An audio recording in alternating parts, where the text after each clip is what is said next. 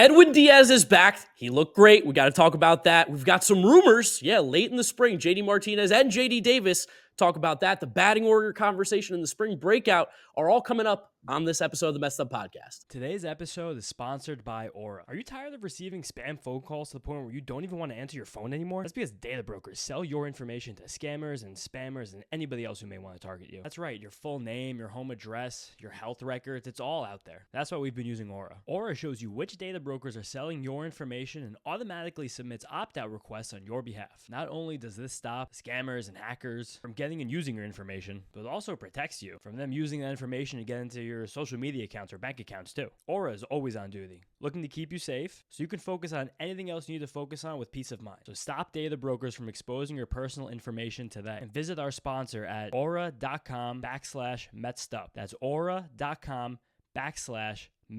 to get a 14-day free trial and see how much of your data is being sold. We value privacy here in the Mets'd podcast, and there's no better way to ensure your safety online than by using Aura. Thank you, Aura, for sponsoring today's episode. What is up, Mets fans? Welcome back to another episode of the Mets'd podcast. I am super excited to be back in New York City, even though the weather was beautiful in Florida. It's been great here in New York in the 20 minutes that I've been home since I've gotten off the plane. But we've got a lot of things to talk about, like we said in the intro. Edwin Diaz, spring breakout, the JD rumors for both of them. What's the batting order going to look like? Everything is starting to get a little bit closer to the season, a little bit more exciting, a little more pressure here. So excited to talk about it with you guys. As always, make sure you're following us on our social media at Mets'd on Twitter, Instagram, and TikTok. Subscribe to the Mets'd podcast YouTube channel if you have not yet already. We're approaching 4,100 subscribers. Appreciate you all out there. And if you're listening to us, Apple Podcasts, Spotify, whatever it is, download the podcast, subscribe, drop us a rating, drop us a review. Really does help us as we get going into the season. James, how you holding it down in New York these last few days? It's been great. I mean, daylight savings got rid of seasonal depression. How was Florida, dude? I had a great time. It was great to be out in the sun, played a nice round of golf, obviously, as we can see now with a little bit better of a camera. Got some color on my face, but it's looking great. This is some of the best color I've gotten in a while in terms of the suntan, so I'm feeling good there. And also got to watch a little bit of Mets baseball. Got to watch Edwin Diaz make his spring training debut. I might be one of the few people on the planet that saw the last pitch and the first pitch he's thrown since what's been going on. It's like me and Francisco Lindor, I think, in terms of guys who've seen it, which is a weird feeling. And the bullpen coach, what's his name? Rosado. Oh, yes, and Rosado. Yes, he's seen the last and all first three pitch. of you. Yeah. So I'm in elite, what's the word? Company. There we go. Elite company here. I'm still on Florida brain. But yeah, let's talk about Diaz first, because I think in terms of actual baseball and players that are on this team that matters right now, we obviously know how super important he was. And at the stadium, I'll tell you the vibes, which is crazy at Clover Park. Electric. They did the trumpets, and obviously it's not the same at Citi Field. They're going to have those crazy lights this year going, but like everybody got on their feet. There was a noticeable buzz that he was coming out and throwing those pitches, and then to strike out the side, people were going nuts. Like you would think that this was a game that actually mattered. I could definitely understand why it would seem crazy from the outside, the fact that there's this much hoopla and fanfare around the spring training game, but I just think that's how much Edwin Diaz means to this team and how strangely and bizarrely he was taken away from the Mets and Mets fans last year, basically a year to the date of his return on almost the eve of the season, the World Baseball Classic. And just he talked about how amazing the fans were, like how he was kind of overcome by emotion because of how excited everybody seemed.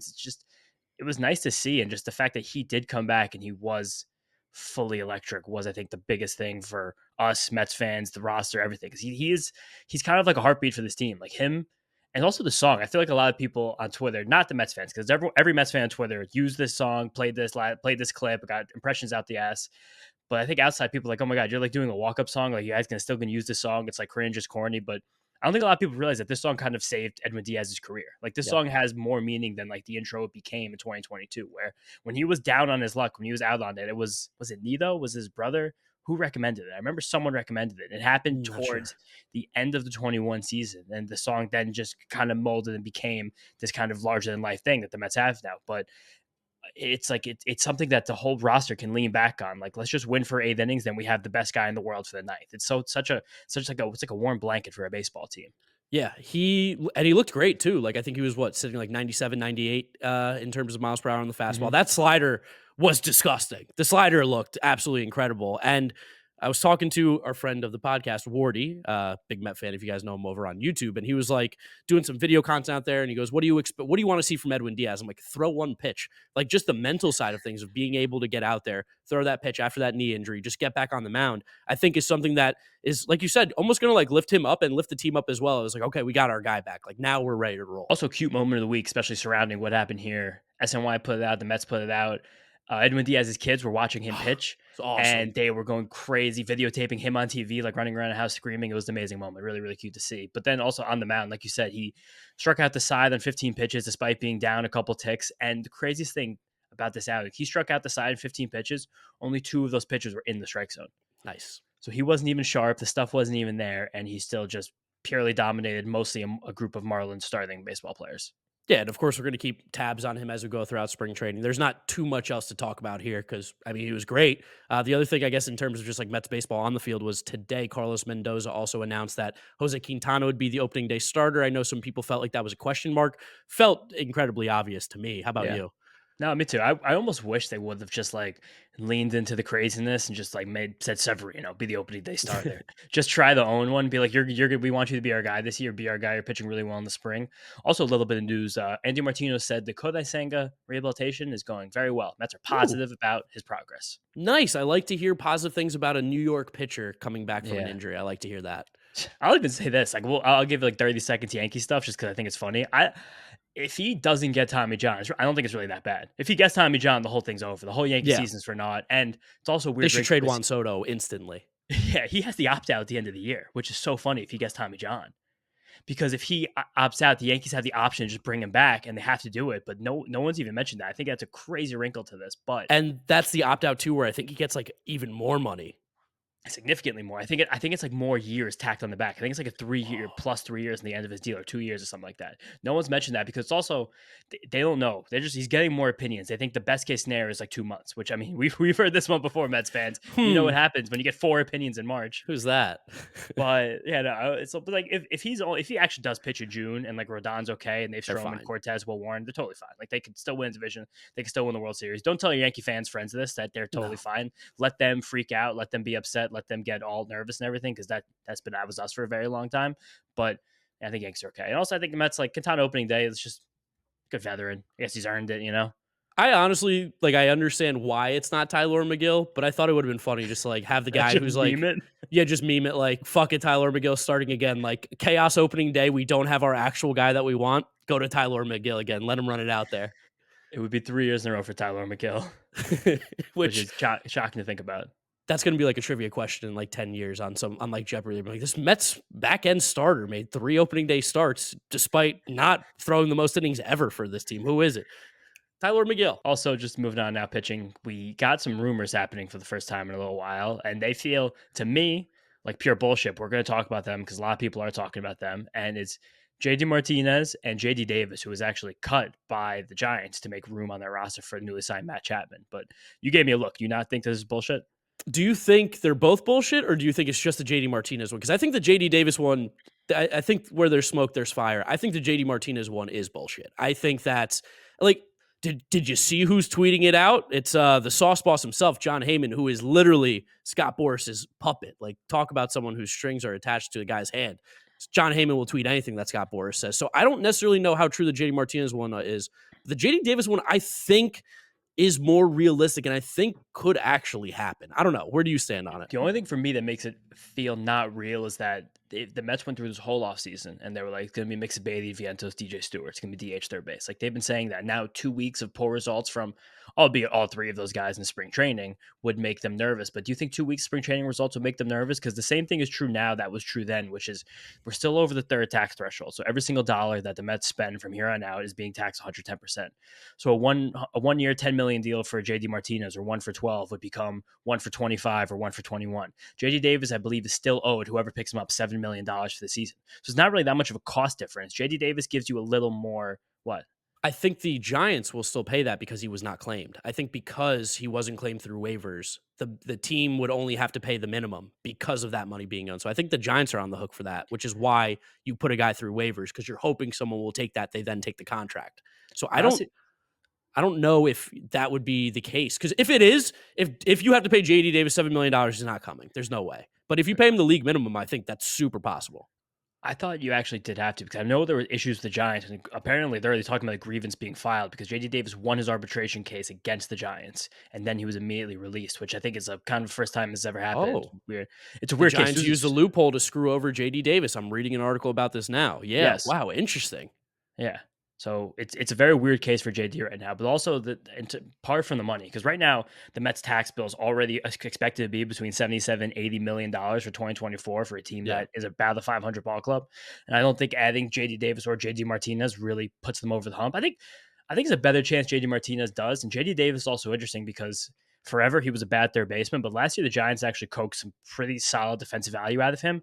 But the bat is what fell off a cliff for the first time in his career. And I think that might have been just because he's never played the full season, or I don't know, maybe just the bat at the ballpark, which is not really that bad for right-handed hitters either. But I just think that if you put one of these guys on the roster, that means that Mark Vientos basically has no more spot in the 26-man roster. And you've talked for months about how you want to give him a look this year. You want to give the young guys a chance. And now suddenly for a DH who you don't think is really that good either, you're going to just take this guy off your roster. I don't think JD Davis or JD Martinez and Mark Vientos can be on a roster together. Because how many right-handed bats with no defensive value do you have? No, of course not. The thing that makes me lean, I mean, like obviously JD Martinez is the better hitter. I think we all know this. Yeah. If the money didn't matter, which it doesn't theoretically for us as fans, but we know it does for the team, JD Martinez is the pick 100 times out of 100. Like you can't compare the two. But for me, I go like one, I look at JD Davis, and this is going to be maybe this is a hot take. He's the best third baseman on the New York Mets right now. I think there's no doubt about that. And the other thing is, for those Mets fans who were so in on getting Justin Turner, you have to be in on JD Davis then. He's going to cost less, and he's going to probably be a similar-ish type player in terms of value, because you got to assume that Justin Turner's not going to continue to hit 800 because he's not going to be in Fenway. He also can't play third base. Like, there's just, to me, it feels like Mets fans are like in such a fucking tornado, such a twister right now, where they're like, they see redemption for Justin Turner, like when he was coming back, like this will be our chance. We can finally get the good Justin Turner. We're on the other side with JD Davis. And we know like he swings through the fastballs down the middle, can't hit a high pitch. Like we know the holes in his game. And last year was a down year, especially like even on the StatCast side of things. But he still was rocking a barrel rate close to 10%. Even the year before, his barrel rate was 16%. He hits the ball so fucking hard. Like there are holes in his game, but he also does those fun things that, like, I think if his name was like Jim Smith, people would be a lot more interested rather than JD Davis because we know what we saw before. It's also, we've talked a lot about Mets third base positioning for the last couple of months. And last year, the Giants did a lot with JD Davis where they pushed him back and put him right on the line because he has that cannon of an arm. It really helped his defensive metrics. He was actually one of the top third basemen in baseball in terms of OAA on Baseball Savant. And 1 year OAA isn't the most reliable thing in the world, but it did happen. Like he was defensively, technically, statistically in 2023, a standout defensive third baseman, which is more than you could probably say for the guys in the Mets roster. And I am worried about JD Martinez because he's like, what, 36 now? 37? I think he might even be even older. I think he might be 30. No, you're right. I think your 36 is right. I think you're right. Yeah, 36 years old. Yeah, and every single year for him, because he was never a big play discipline guy. He was always a hacker, but he just did so much damage in the zone that it worked. But every year you get older, you get a little bit worse, I think, at making solid contact in those pitches outside the strike zone. I'm always just worried about the musical chairs game with a guy like JD Martinez, who's like, there's no defensive value either. Like you sign him to be a DH, and on June 7th, he's hitting 215 with 3 homers, and he's not playing defense, and he's striking out 30% of the time. You're like, why is this guy on the team? Why did they pay for this guy on the team? So it's just like, if you're not fully ready for a guy, if you're not fully ready for the downside of this, I don't know if you could really take on the upside, which I still think for JD Martinez is pretty good. It's probably a guy's 20-30% better than league average, but does that kind of a player give the Mets enough of wins right now to make ownership be like, I'm willing to double spend money if this is a playoff piece for us? Yeah, that's the thing, because like how much of a difference does this make? We even heard Steve Cohen talk about this last year about like the playoff percentages and why they ended up moving Scherzer and Verlander. And it was like, yes, we still could have made the playoffs. There was a chance, but like from a analytical financial standpoint, like everything considered, it was a smarter decision and a better decision for our future chances of making the playoffs to get rid of these guys, where like JD Martinez is going to help this team be a playoff contender. There's no doubt about it, I think. But how much does that cost? And the thing that also is super turning me off to JD Martinez right now, too, is it is March 13th. There are teams that need power bats. The Dodgers didn't want him after he had an incredible year. Like there's there's something to say about a guy who had a really good season and nobody wants him. And I don't know how I put my finger on it, but everyone can't be missing on this guy, right? It's probably everything that I just said, where it's like people Yeah. are like, okay, he's 36 years old. The plate discipline keeps getting worse and worse. The quality of contact's amazing, but at some point, it just becomes musical chairs. And I'm sure also more so it's the fact that I bet he's just out here looking for a 2-year deal. He's like, I had a 900 Yeah. OPS last year. Why wouldn't I get a 2-year deal? But it's just like I'm sure no one in the league is willing to do that. The No. same reason that Jordan Montgomery's out there. He apparently still wants a 6 or 7-year deal. And everyone's 7 probably years, like, we'll yeah. give you 3 or 4. And he's like, no. Blake Snell, the qualifying offer. No one wants to give him a long-term deal because he's not been reliable over the course of his career. So it's like these 3 guys are all out there for very specific reasons. I also think that's why Soler and Matt Chapman did get their contracts. Like Matt Chapman, you can say what you want about him, how weird he's been the last few years, but he's a solid baseball player. You put him out there, you don't feel that bad about it. Jorge Soler, like I don't know how much he's going to play, but if he's hitting in your lineup, like he's going to put a lot of balls over the fence. Correct. These 3 guys, it's a little bit weirder, especially with the qualifying offer for Snell. So I think that's a weird thing. And just, I don't know, like stuck playing musical chairs. Got a 30% strikeout rate last year. He was in the best offense in baseball, one of the best offense in baseball in recent memory. It's just, it's weird. Like why is this the moment where this happens? And also just the fact that it was John Heyman saying the Mets are involved. It's like that's so obviously just a ploy to try and get the Angels to give him a 2-year contract. Yeah. So obviously, it's just it's always the Angels. Always come back to the Angels show. I don't think it's gonna happen. I also think it's just like it's kind of endemic to a bunch of other stuff going on at the Mets, like what this whole offseason has been about, just trying to build it back up from the ground, like not get ahead of ourselves and try and go crazy in the free agent market. Tim Britton had a great article on The Athletic for anyone that subscribed about the Mets payroll situation. And it's just the key issues and how this payroll got so, for lack of a better term, fucked up over the last few years and how it feels kind of unfixable now that we just kind of gonna have to sit in the second, third tax tier for the next couple of seasons. And the key issue, and it always comes back to this, the Mets basically have no pre-arbitration players on this roster. We're going on years now. Like right now, like Alvarez is the crown jewel. We have him. Bailey and Vientos are going to get time.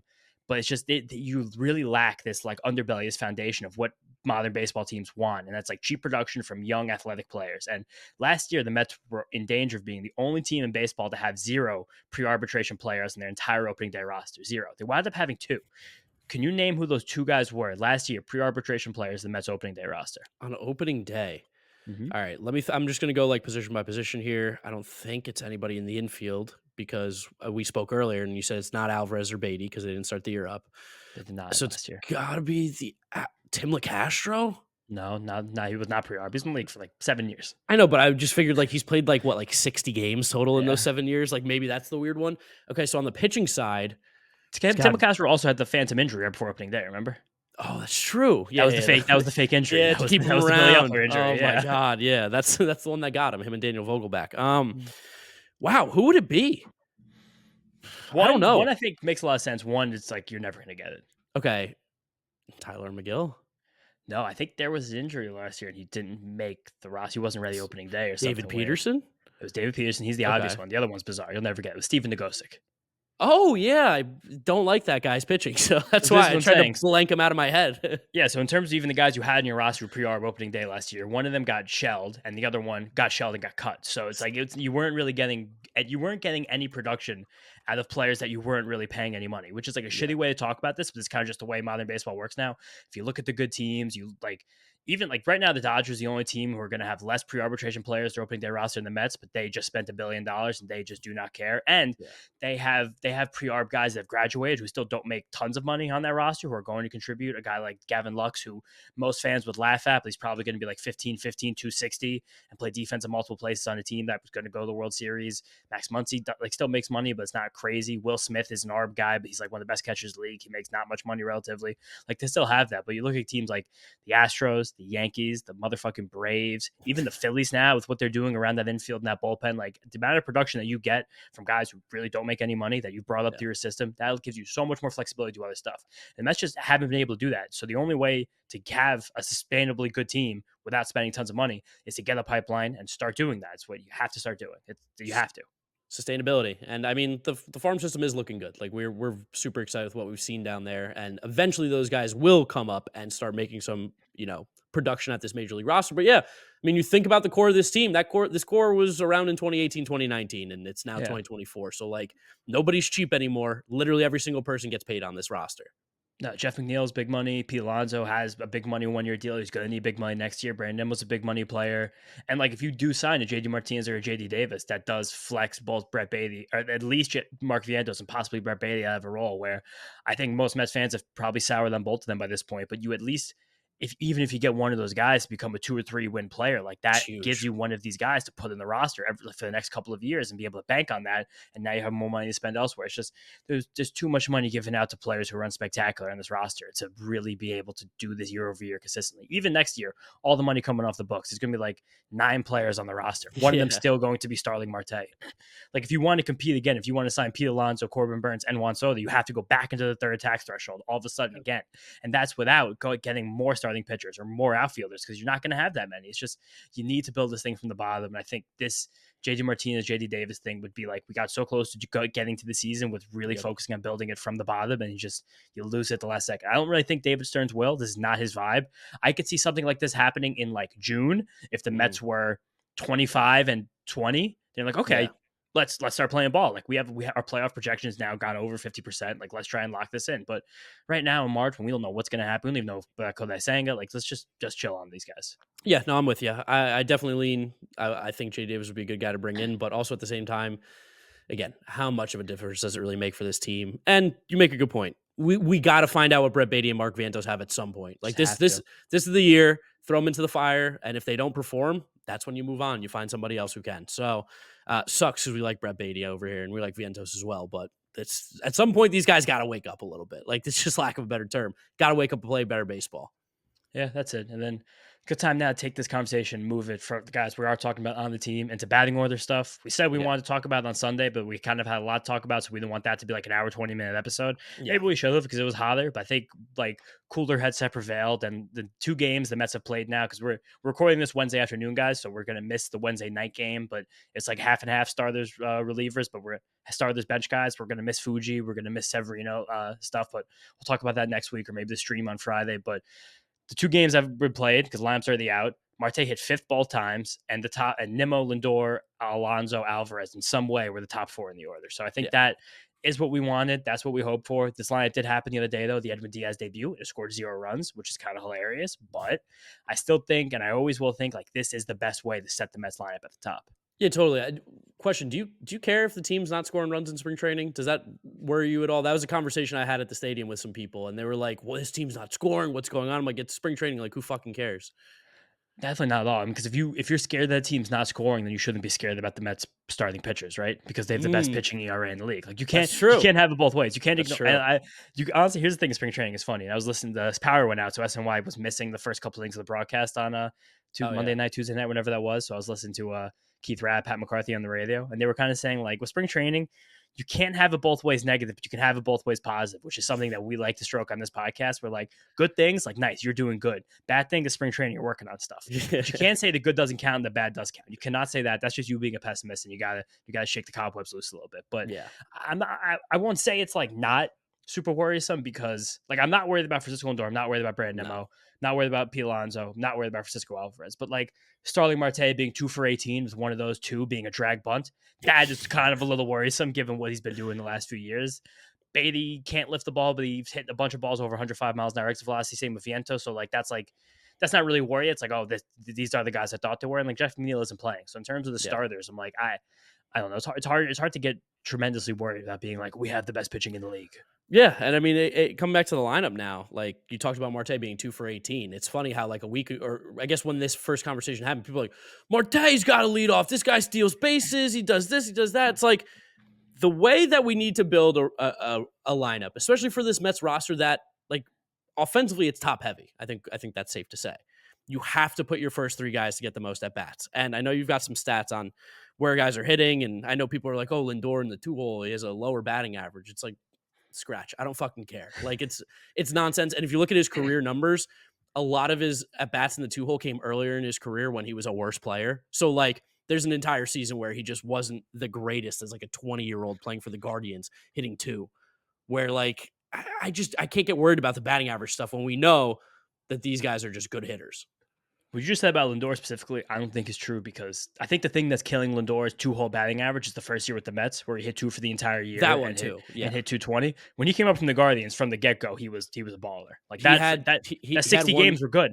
No, he had one. He had then it was the next year after that. Maybe then the next year after that when they hit him in the 2-hole, he was really bad. I looked at it because I wanted to yell at people on Twitter All right, because we'll they look were at it like again, bringing because it up. I don't really remember that. I can't vouch I'll for look that. it Maybe up. it was like a bad 2 months at the beginning of the second year, because I think he I'll look still it up. was just like hit the ground running overall for the full season. He was like my first like dynasty baseball darling. Him and Ozzy Albies like a year apart, where I was like, I figured it out. I think that the big thing I want to talk about right now, I did a lot of research, got some data. I want to expand on something we talked about the other night, where it's significantly more important in batting order who's hitting ahead of you and who hits behind you. And like, I know that a lot of people are going to ignore this. A lot of people are going to roll their eyes like, oh, this fucking nerd on the Messed Up podcast is going to try and tell me these things. But it's just, there's so much around like this idea of protection in the batting order that's been like debunked by stats over the last like decade or so, where it's an old baseball thing. It makes a lot of sense in your brain who's sitting behind you, but it doesn't really make sense on the field and the numbers anymore. And if for all like real crazy nerd dork baseball people out there, look up Tom Tango pitching around batters. It was a Fangraphs, I think, community post or Hardball Times from like 2005 or 2006, where it just took this idea of like guys hitting behind you and guys hitting ahead of you, like who you're going to see the best pitches. And I want to go back to the Mike Petriello article I talked about also on Monday, where I misspoke a little bit. The article was actually specifically about Ohtani. I misspoke a lot of things on Sunday. I was like kind of sick recording. It was just like, it was Warrior podcasting, the hardest job in the world. But it last year across all of Major League Baseball, when the bases were empty, hitters had 720 OPS. With men on, it was 753 OPS. That's not like a stark difference, but it's the whole league. That's a pretty big difference. 30 points of OPS, 720 versus 753. It's basically like a tear under league average to like a little bit above league average. So that's something right there. And in this article that was specifically about Ohtani, he was talking about the fact that he's going to be better because he has like protection, but the protection is going to be Mookie Betts and Freddie Freeman rather than like Will Smith and Teoscar Hernandez. Last year, Ohtani had a better WOBA with Taylor Ward hitting behind him than Mike Trout. And he saw more strikes with Taylor Ward hitting behind him compared to Mike Trout, which is probably a thing of pitchers where like, I want to go after this guy. I don't want to walk someone before Mike Trout comes up. Or it's just like he's that good of a hitter. It doesn't really matter. So but in terms of the numbers, last year in 2023, pitchers were less likely to challenge Ohtani with Mike Trout behind him. So that idea of protection kind of goes away. The biggest difference for Ohtani specifically last year was with guys on base versus the bases empty. The bases empty, he had an 888 OPS with a 146 OPS plus. With men on base, it was a 1067 OPS and a 179 OPS plus. Not bad. It's a lot different. And it's just because, and I think a lot of factors kind of like lead into this. One is like, if you're a pitcher and you're allowing guys to get on base, theoretically, you're probably worse than someone who's just mowing everybody down in order. So facing worse pitchers, you're going to have an higher OPS plus. And also last year specifically, just about all the new rules, holding runners on, letting guys stealing. It was like, it's just so much more chaos in your mind with a guy on base. I think that was a real fear. And then I want to bring it back to the Mets now, because this article, Mike Petriello actually did talk about Pete Alonso a little bit in it, because I know Mets fans, Mike's a New York guy, clamor for this protection for Pete. Pete Alonso last year had a better WOBA with Daniel Vogelback hitting behind him than Jeff McNeil. Oh, don't tell people that. But he also got more strikes with Jeff McNeil behind him, which is weird. He had a better WOBA with the guy who was getting when he was being pitched around more offense, which also says a little thing about whoever hitting behind Pete, kind of what makes him a little more comfortable. Also, it's hard to take everything with Pete last year because of the injury, but there's a lot more stats about Pete from last year, from his whole career, about him with runners on base and him with the bases empty, that just should hammer home the fact that we need to put as much talent in front of Pete as possible, but we can't move him down the order to do it. Last year, Pete Alonso had a 730 OPS with the base empty and a 100 WRC plus. He was a league average player, average player with nobody on base, which is terrifying. With men on base, that was 910 and 142 with runners on. So he basically goes from like, he basically goes from like Alec Boehm to Bryce Harper, whether there's men on base or nobody on base, to give an analogy Mets fans could understand there. Yeah. And just like also just take a shot at the Phillies, because Alec Boehm is always criminally overrated. Maybe he breaks out this year. Who the hell knows? But the worst part by far about all this Pete Alonso stuff, I just told you guys how he's significantly better men on base and with the bases empty. But last year he hit fourth for most of the year, which I've said in this podcast before kind of jokingly, that's the second leadoff spot in the order. Last year, Pete Alonso had 329 plate appearances with men on base and 329 plate appearances with the bases empty, which is not okay. And maybe, the Mets lineup wasn't that good last year. We had some offensive struggles, this and that. But you know what? Pete Alonso last season led off innings 156 times. That was the second most inning at bats to lead off an inning on the entire team, only behind the actual leadoff hitter, Brandon Nimmo. And there were four guys in the Mets last year that had at least 630 plate appearances: Alonso, Nimmo, Lindor, and McNeil. and Alonso had the second most plate appearances leading off innings. That's not okay. You might think, okay, maybe it's just because of the Mets. The guys had injuries, guys moved around the order, this and that. Pete Alonso had the 47th most at bats leadoff inning in the whole league last year. There's 30 leadoff hitters in baseball, and he was 47. He was in the second tier of guys leading off innings. You know why? That's because he hit fourth. When you hit third, you're not leading off innings. It's not going to happen. I think that's the biggest thing for this Mets lineup. He cannot hit fourth anymore. We don't have enough good hitters ahead of him, and you have to do everything you can for him to have as many at bats as possible with guys on base. Yeah, I mean, we were always about that the 1, 2, 3 should include Pete Alonso, Lindor, and Nimmo to begin with. But now hearing that leading off stat, you're swaying me a little bit more on that. That fourth spot is the second leadoff. You're swaying me a little bit more there, stat nerd. Let that be McNeil. Let McNeil hit behind Pete. Let Marte hit, or I guess let McNeil go back there, and then Alvarez. Because then the conversation is like Alvarez hit fourth. He's Pete's protection. But I think there's a fear that the same thing could happen to Francisco Alvarez. I don't want Francisco Alvarez having any at bats with men on base. And also, if there's one hole still in Francisco Alvarez's game, it's probably going to be his on base percentage. You guys just heard how often Pete Alonso led off innings last year because he was in the 4 hole. I don't want Francisco Alvarez leading off innings either. Like, there's a good chance it doesn't happen that often. You made that great point on Monday about most pitchers' whips are not going to be below 1, so you're always probably like you're about going to get one guy on per inning, but still the point still holds. Like, don't ever put yourself in a possibility where this could happen. Let Alvarez hit 5th.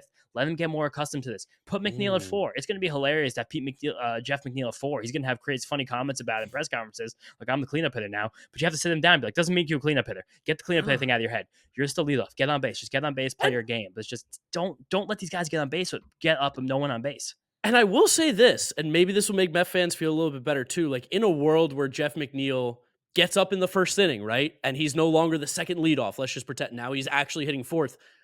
With runners in scoring position, McNeil puts the ball in play. That's kind of something you want when you have guys on base. You want that ball in play. So I don't even hate the idea that McNeil hitting fourth, again, not the Buck Showalter cleanup hitter, not our big bruiser first baseman, even though we know that's a stupid idea. But I don't hate the idea of like having a high contact guy hit fourth behind Pete for the reasons you just said. And if you're not like, oh no, the worst case scenario is the guy who gets 200 hits a year has a chance to get a hit with a guy on base now rather than hitting in the 2-hole or whatever it's going to be. And I think this is like a bigger conversation that just baseball, I think, probably needs to have in general that doesn't get talked about enough, because you like the Dodgers, obviously that lineup is obvious. A lot of teams' lineups are very, very obvious as to who's going to hit where. But it's interesting to see, like, that's very much a Rays approach that you would take, hitting a McNeil fourth. You wouldn't see that from a lot of the other teams in baseball. And I mean, like, even looking at like a guy like Matt Olson, who I just wanted to pull up his numbers even, with no men on base last year, 896 OPS, great. With men on base, he had an 1105 OPS. He hit 331 with men on base last year, 242 without men on base. It's the classic, like, I can kind of pitch around him. Like, if this is the guy who gets on base, slow on the base pass, pitch around him. That's not the worst thing ever. It's a similar thing last year also what the Astros were doing when they were at their best towards the end of the year. Once Altuve came back and Jose Abreu was like back towards like the bottom of the order, like 5 and 6 after they tried him at the top. But they went Altuve, who a lot of people talk about Nimmo, where it's like he's too good of a power hitter now to hit at leadoff. But it's like, how many years Altuve going to hit 25, 30 home runs leadoff? How about, be like, how about their other leadoff hitter? Yeah, George Springer. Yeah. How about Mookie Betts hitting leadoff? How about like all these guys that hit leadoff? Who gives a fuck if they hit too many home runs? I don't get that. I don't get that argument. It feels like the least amount of thinking, because you're like, home run, if he hits fourth, there's surely going to be men on base. It's like, not necessarily. Totally. But then after that, when you had their batting order again, when they're playing at their best, it went Bregman, who I think is probably their best all-around player, kind of compares similarly to Lindor for their lineup, where it's like high on base, the OPS never going to get crazy, but it's like high on base, hits the home runs when they come. What? Kyle Tucker, too. Don't forget Kyle Tucker. But this is where I'm going with this. And Alvarez 3, because he is the best hitter in the lineup. He's the biggest run producer. He's the most powerful. But then Tucker was the 4, where I think if most baseball fans look at Kyle Tucker, he's not your prototypical 4 hitter at all. Like, by no stretch of the imagination. Like, he's a good all-around player. He's kind of compares actually more favorably to Nimmo. He's like if Brandon Nimmo was like supercharged. And from like Texas or Florida, not Wyoming. He's like if Brandon was playing competitive baseball when he was 7 years old instead of 17 years old. But that's like that. People would be like, that's not a conventional leadoff hitter, because he's more of like a 370 on base percentage guy with like 25, 30 homer power, steals bags, high batting average, bat to ball guy. But that I think is because I don't know. The Astros kind of moving further away from analytics. I just use them anecdotally because I want to just like keep changing the image of leadoff 4 hitters, cleanup hitters in baseball fans' minds. But it's just that we have to think about it differently. And everything it just said, like especially in context of where this lineup is and how few guys in this team really have elite power. The two of them being, truthfully, Pete Alonso, Francisco Alvarez. We should be doing everything in our power as an organization to not allow them to ever get up with no men on base. Ever, Yeah. ever, ever, ever, ever, ever, ever, ever, ever. If you hit Pete third, it's probably going to never happen. Like, Literally. he's probably never going to lead off an inning. Like, man, who's like a guy who hits third for the entire year? I'd love to see how many times they let off an inning. Do some lookups right now. I mean, do Alvarez Alvarez hit fourth for a part of the year. Actually, no, Alvarez never. Jordan Alvarez hit fourth 0 games last year for the Okay, so look up how many times he let off an inning. One game, 3 games. I'm at 3 games for Alvarez leading off. Let's see how many times he let off an inning. Because if it's that low, like, you're on something here, James Shiano. The fact that Pete Alonso led off an inning the 47th most times in baseball last year is a huge issue. And the fact that he had as many at-bats with men on base compared to no men on base, that's inexcusable. It can't happen. It shouldn't happen. That we should do everything we can to not let that ever happen again. Just because the bottom of the order isn't going to be that great this year. We're going to have to talk about the bottom of the order now to close this out. It probably isn't. Like, if McNeil, Alvarez, and Marte, if all of them start hitting, and then you get something from either Bailey or Vientos, and then Harrison Bader's not the worst hitter in baseball, it's passable. Like, you can make things happen down there, and you can have some fun. You can have the run and gun bottom of the order. Jeff McNeil could steal 10 bases. Starling Marte could steal 40 bases. Alvarez could hit 30 home runs. Like, we're saying the bottom of the order. This is like the guys 4 through 9. Like, Bailey and Vientos, if they combine for 36 home runs, I'll be happy as hell. Happy as a clam. But it's just, it's probably not going to be that good. So we have to do everything we can for the top of this order to create as many runs as possible. And that starts with Nimmo, Lindor, Alonso. Yeah, totally. And you're hard to find a better 1, 2, 3 in the league. Like, there are better. I'm not saying they're the best, but like, that puts you in the upper third of the top of the order, and you put pressure on these pitchers to start the game. Like, you can't come into this game and be like, there's an easy out in this top 3 of this lineup. There's not. Nimmo makes you work at bats. Lindor is obviously a beast. Pete Alonso is the best power hitter in baseball. It's just, I think sometimes we get obsessed with trying to make players like fit an idea. Like you said with Brandon Nimmo, like, he's developing power now. The on-base percentage dropped. Yeah, his on-base percentage is still 360, which I think, if I looked the other day on Fangraphs, is like the 3rd or 4th highest among leadoff hitters in baseball last year. So like, yeah, it's not 400, but it's still elite. Like, I don't know if people really understand what they're saying sometimes. It's also, we talked about this the other day, if there was another very obvious leadoff option in this team, Yes. like, I would be all for Brandon moving down the order. I would, again, yeah, that's what I'm saying. I love Brandon on the 4 hole. Like, if Drew Gilbert right now was ready to be like a 350 on base guy at the major league level, or Jet Williams, I'd be like, yeah, make him leadoff. We'll put Brandon Nimmo at 4. Brandon Nimmo at 4 could have like a 270, 380, like 530 season with like 30 homers and 90 RBIs. Like, that is possible, but he's too valuable right now in leadoff. Like, I don't want to have a bad leadoff hitter so I can have a good 4 hitter. Like, I don't want to, you can't steal from Peter to pay Paul. Like, you can't do that. You just can't do it. You bite off your nose to spite your face. How many little sayings are we going to do here? This is pretty good. This kind of stuff that Buck Showalter would have actually been able to understand, but I digress. Yeah, digress. I mean, yeah, at the end of the day, top of the order is good. We need the bottom of the order to step up, and at some point, those guys are going to have to do it. I don't know when it's going to be. I don't know what it's going to take, but throw them into the fire, figure it out. Like, the bottom of the order, I'll tell you this, and this might sound crazy, but like, I couldn't care less like how they order 7, 8, 9. Like, who gives a shit? I don't care at all. Do you feel that same way? No, I mean, just put Bader 9. He smells like a 9 hitter to me. Yeah. But Alvarez last year, Jordan Alvarez, a callback from before, he led off innings 95 times last year. And that was, let me get this number here. Savant does not order these, so I'm going to have to do quick shitty math. There are how many guys in this list? He's like right in the middle. It was about the 215th most often in the whole league leading off. He played, I think, like 150 something games. So that's the kind of thing where it's just like, if you're hitting third, you're not ever going to lead off innings. But if you're hitting fourth, you're going to lead off plenty of innings. Yeah. And I think that's a good way to think about it. That's the Mets lineup talk there for you guys. Last thing we're going to mention is going to be the spring breakout. I'm like 80% sure we're going to be watching this game live. 80% sure. I'm watching a dog for a couple weeks of a friend. Shout out Sammy.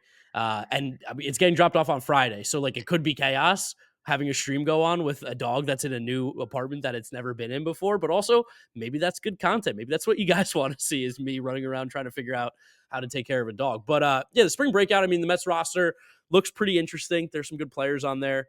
We talked about it briefly that none of the big name pitchers are going to be there, but as we know, that's probably because they just want them to be a little bit more focused on getting ready for the season rather than pitching in this game. But we still get to see Blade Tidwell, still get to see those guys around the league. Someone I'm particularly interested in, I'm really interested in Marco Vargas and Jeremy Rodriguez. I got to see Vargas taking at bat in the 8th inning in Port St. Lucie during the Edwin Diaz game.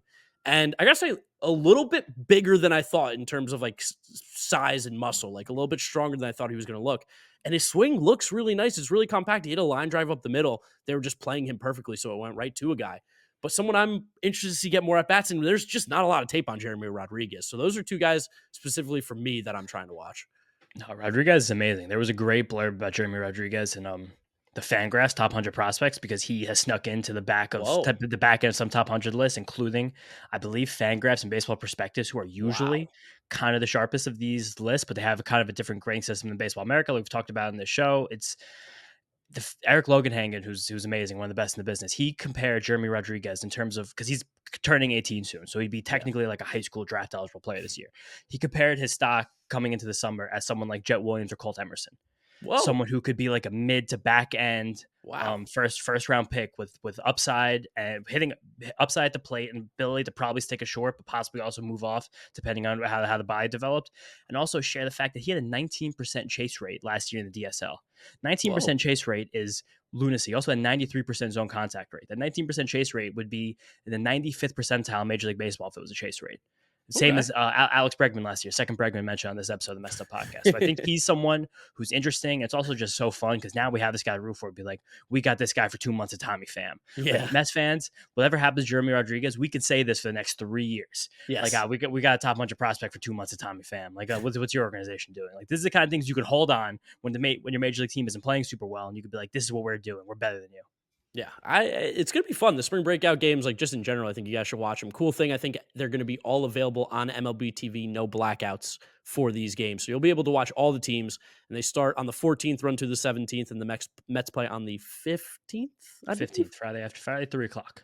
Friday, 3 o'clock. So keep posted on the Mets Up Twitter and Instagram and all that kind of stuff as for the live stream details. Again, I think it's going to happen, but crazier things have happened in this world. So maybe I'm not going to say 100% because I'm really bad at living up to my promise sometimes. But that being said, lots of good stuff going on in the Mets baseball world. We'll obviously keep talking with you guys about it. Anything else here to talk about, James, before we wrap it up? I just wanted to go rapid fire a couple more of these spring breakout guys because just some fun guys. I think a lot of prospects that Mets fans might not know. Like Brandon Sproat, he went right to the complex last year, didn't pitch professionally. He got the full Christian Scott Florida overhaul, ditched the slot, ditched the sinkers, throwing a fastball now with great horizontal movement on it. 18 to 19 inches of IVB for the pitching people out there. It's just that means it's coming up at like that. And apparently 100 miles an hour. Nolan McLean's also throwing 100 miles an hour. Another draftee last year. Nothing I was wrong on Monday. Jesus Baez. I thought he was a big guy. He's just a strong guy. But he's a small guy. He's like a 5'9", 190 kind. But he's apparently already rumors are of 108, 109 mile per hour max exit velocity. Whoa. And I think I don't remember if it was the DSL or in the complex, but as an 18-year-old kid, that's pretty insane. And then Tyler Stewart, he's kind of a step behind the Hamill, the Vassell, the Christian Scott tier of pitchers. But last year between Brooklyn and Binghamton, 2.2 ERA, 25% strikeout rate, 7% walk rate. He's someone who could be impressive and could be he could be a good barometer where it's if he makes it to the major leagues and is effective, now the Mets have pure pitching development magic where it's we just got a major league pitcher come out of nowhere. Yeah, he's also a mountain of a human. He's 6'9", 250, and he comes from University of Southern Mississippi from the 2022 MLB draft. Southern Miss, low-key a bit of a pitching factory. That's actually where Hurston Waldrop started off before he transferred to Florida. So they've got a little bit of a track record of having some pitching over the last couple seasons and guys that are flying through systems. I truthfully have not watched, I feel like, any actual Tyler Stewart clips, but I know numbers are good, so I'm excited to see what he can do in this game as well. Yeah, a lot of fun guys. I think, again, Mets have a fun roster. It's going to be cool to play against Nationals. I think James Wood and Dylan Cruz are both playing in this game too, which would be really fun to watch. Brady House, I think, as well. Some exciting high draft picks from that Nationals team. But it's a fun event. This is the best thing that Major League Baseball has done for marketing since steroids. I'm really excited for it. I think I like that you keep dropping that in there, the steroids line. Why not? Fuck it. They knew it was happening. They were aware. They were complicit. Bud Selig saved baseball. That's all I'm going to say. All right, guys. Thank you so much for listening. Thank you so much for watching. Remember to follow us on all our social media at Mets'd on Twitter, Instagram, and TikTok. Subscribe to the Mets'd YouTube channel to see the video version of this. And if you're listening to us, Apple Podcasts, Spotify, Google, drop us a rating, drop us a review, download and subscribe. Follow James on Twitter at James_Shiano. And me at Giraffe Neck Mark with a C. We'll catch you guys on the next episode. Peace out. Peace out. See you guys next time.